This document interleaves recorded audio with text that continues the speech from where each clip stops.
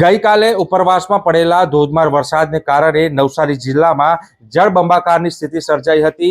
ત્યારે નવસારીની વાત કરવામાં આવે તો 24 કલાકમાં 16 ઇંચ જેટલો વરસાદ ખાબક્યો હતો, જેને લઈને સમગ્ર જે નીચાણવાળા વિસ્તારો છે તેમાં પૂરની પરિસ્થિતિનું નિર્માણ થયું હતું। ત્યારે આપણે હાલ જે વિસ્તારમાં જે દ્રશ્યોમાં જોઈ શકીએ છીએ કે આ જે વિસ્તાર છે તે બેસત ખાડાનો વિસ્તાર છે અને અહીં 100 થી 150 જેટલા ઘરો જે પ્રભાવિત થતા હોય છે। ત્યારે તમામ લોકોના ઘરોમાં પાણી ભરાઈ ગયા હતા। ત્યારે હાલ જે વિડીયોમાં આપણે જોઈ રહ્યા છીએ કે તમામ લોકો જે પાણી હાલ થોડા ઓછા થઈ રહ્યા છે અને પોતપોતાના ઘરે જે સાફ સફાઈની જે કામગીરી હાલ શરૂ કરવામાં આવી છે અને ઘરમાં જે કાદવ કિચડ જે પણ જે બહારથી પાણીમાંથી આવતું હોય છે તેની સાફ સફાઈ શરૂ કરવામાં આવી છે। ત્યારે તમામ જે સામાન છે તે ઉપર ચડાવી દેવામાં આવ્યો હતો અને આપણે દ્રશ્યમાં જોશું કે અહીં ના જે સ્થાનિકો છે તે ખાસ કરીને જે આખો જે ઘર છે ને તેના ઉપર એક સ્પેશિયલ માળીઓ બનાવવામાં આવ્યો છે, કારણ કે દર વર્ષે પૂરની પરિસ્થિતિ સર્જાતી હોય છે અને તેમને એલર્ટ જ્યારે કરવામાં આવે છે ત્યારે તાત્કાલિક તેઓ સામાન છે તે આ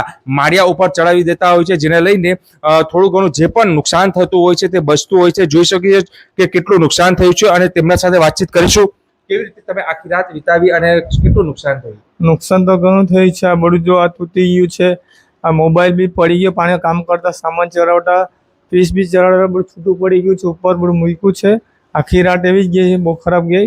પાણી કેટલા વર્ષથી આ સમસ્યાનો સામનો? આ તો બહુ વર્ષ થઈ ગયા, 20-25 વર્ષથી આ સમસ્યા છે। આટલી તમે મહેનત કરીને કમાવો છો અને પછી આ નુકસાન થાય છે તો કેવું લાગે છે આટલા વર્ષોથી આ પૂરની પરિસ્થિતિ? બહુ ખરાબ લાગે। હવે શું કરીએ, આ તો હવે કોઈ વ્યવસ્થા નથી। હવે કમાઈને ખાવાનું અમે હીરા ઘસીએ છીએ તો પછી કંઈ ખાવાનું ચાલે એટલે કંઈ બીજું કંઈ લેવાય હોય નહીં ઘર બહાર, એટલે અહીં જ રહેવું પડે છે અમારે લોકો। જમવાનું રહેવાનું ક્યાં? જમવાનું તો બિપિનભાઈ વ્યવસ્થા કરી, ધીમા સમાજની વાડી છે અમારી, તો બિપિનભાઈ ઓપરેટરે વ્યવસ્થા કરેલી છે ને બધાને જણાવ્યું કે તમે નીકળી જાય તો સારું, કે પાણી બહુ ચડી ગયા છે, એટલે અમે બધા જ નીકળી ગયા છે।